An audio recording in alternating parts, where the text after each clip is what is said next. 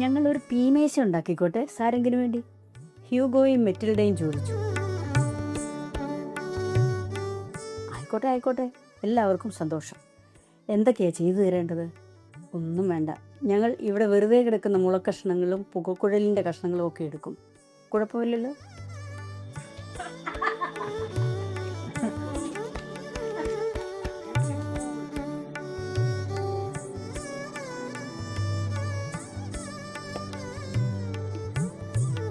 അതിനു വേണ്ട കയറ്, തൂമ്പ, ബക്കറ്റ്, വെള്ളം, കൈവാൾ എല്ലാം അവർ തന്നെ പല സ്ഥലങ്ങളിൽ നിന്ന് സ്വരുക്കൂട്ടി പണി തുടങ്ങി. ഒരേ വലിപ്പത്തിൽ മുറിച്ചെടുത്ത 2 മുളം കഷ്ണങ്ങൾ രണ്ടറ്റത്തും സമാന്തരമായി കുറുകെ വെച്ചു. ഉരുളൻ കഷ്ണങ്ങൾ തെന്നിമാറി കണക്കുകൾ തെറ്റാതിരിക്കാൻ ചകിരിക്കയർ കൊണ്ട് വരിഞ്ഞ് കെട്ടി ബലപ്പെടുത്തി. അതിനും മീതെ വീണ്ടും നെടുകെ, വീണ്ടും കുറുകെ, അങ്ങനെ ഉയരം കൂടി കൂടി വന്നു.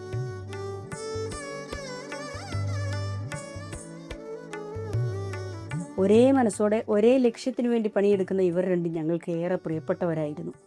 ഫ്രാൻസിൽ രക്ഷിതാക്കളാൽ തിരസ്കൃതരായ മക്കൾക്കായി വിദ്യാഭ്യാസ പ്രവർത്തനം നടത്തുന്ന ഇവർ രണ്ടും സാരംഗിൽ സന്നദ്ധ പ്രവർത്തകരായി എത്തിയതാണ്. വണ്ണം കുറഞ്ഞ മുളം കഷ്ണങ്ങൾ അടുപ്പിച്ചടുക്കി കെട്ടി ഉറപ്പിച്ച് ഒരു മുളമേശയാക്കി.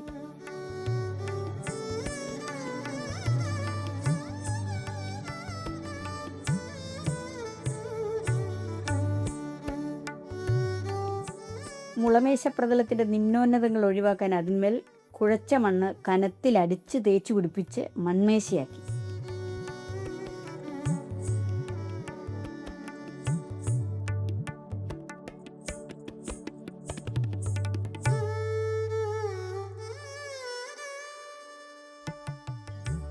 മൺമേശയുടെ രണ്ടറ്റത്തും നടുക്കുമായി 3 മൃത്തികാ ഘട്ടങ്ങൾ അഥവാ മലനിരകൾ മണ്ണ് പൊത്തി മെനഞ്ഞെടുത്തു.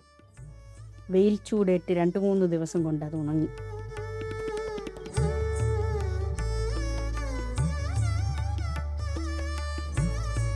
അങ്ങനെ തീമേശയുടെ ഉദ്ഘാടന ദിവസം എത്തി.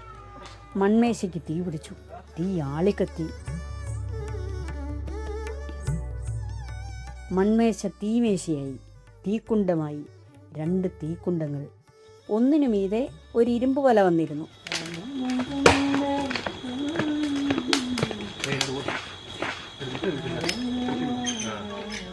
ഉദ്ഘാടനം പ്രമാണിച്ച് അടുക്കളയ്ക്ക് അവധി കൊടുത്തിരുന്നു. എങ്കിലും അത്താഴപൂജയ്ക്കുള്ള ചോളം, ഏത്തപ്പഴം, പച്ചയേത്തയ്ക്ക, കപ്പ, ചീമച്ചേമ്പ്, മധുരക്കിഴങ്ങ് അങ്ങനെ പലതും അടുക്കളയിൽ നിന്നും എത്തിക്കാൻ പ്രധാന തന്ത്രിയായ അഭിലാഷ് തന്നെ മുന്നിട്ടിറങ്ങി. ഇരുമ്പ് വലയ്ക്ക് മേലെ മക്കാച്ചോളം നിരന്നു. വലയില്ല കനൽക്കൂനയിലേക്ക് കപ്പ, ഏത്തയ്ക്ക, ചേമ്പ് ഇങ്ങനെ ഓരോന്ന് കൂഴ്ത്തുന്നു, പുറത്തെടുത്ത് അകത്താക്കുന്നു. എല്ലാവരും ഓരോ തരത്തിൽ തിരക്കോട് തിരക്ക്.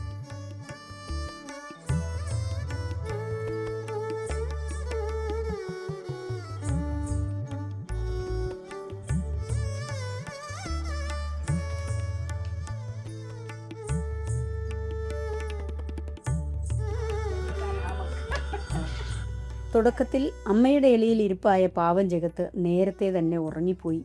ഇതിലെ സജീവ കഥാപാത്രമാകേണ്ടിയിരുന്ന ആളാണ് ജഗത്ത്. എന്നാൽ അച്ഛൻ കയ്യിൽ ഉറങ്ങാതെ ഉറങ്ങിക്കിടന്ന മണവും ചൂടുമൊക്കെ നുകരുന്നു ധനഞ്ജയ്. മുത്തശ്ശനും മുത്തശ്ശിയും ചെറുപ്പക്കാരായി മാറി ചെറിയ സഹായങ്ങൾ ചെയ്ത് ഒപ്പം കൂടി.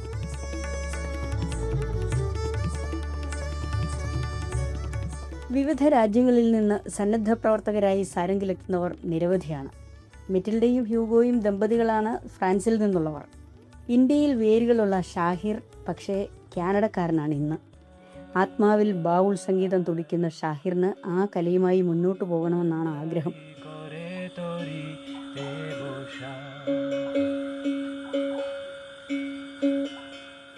ഇംഗ്ലണ്ടിൽ നിന്നെത്തിയ ലൂക്കയെ ഞങ്ങൾ നേരത്തെ പരിചയപ്പെടുത്തിയിരുന്നു.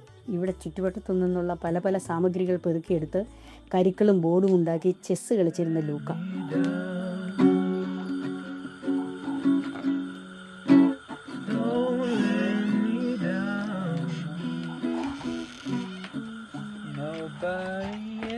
ഇതാ ഈ രാവിൽ ഗിറ്റാറുമായി ഹ്യൂഗോയുടെയും മെറ്റിൽഡയുടെയും തീമേശയുടെ ഉദ്ഘാടന പരിപാടികൾക്ക് ഈണം പകരുന്നു ഷാഹിറും ലൂക്കയും.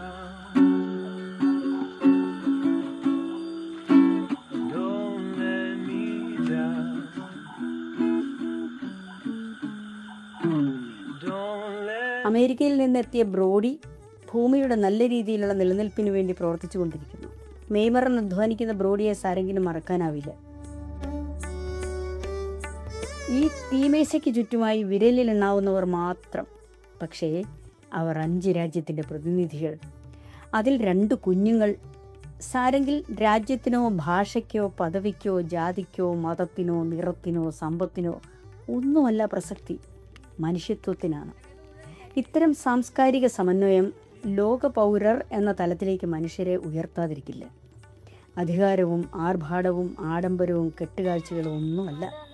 ചെലവില്ലാതെ ഉണ്ടാക്കിയെടുക്കാനാവുന്ന ആത്മനിർവൃതിയാണ്, ആനന്ദമാണ് ലോകത്തിൻ്റെ സമാധാനപൂർണമായ നിലനിൽപ്പിന് ആധാരം എന്ന പാഠമാണ് ഇവിടെ നിന്നും പഠിക്കാനുള്ളത്.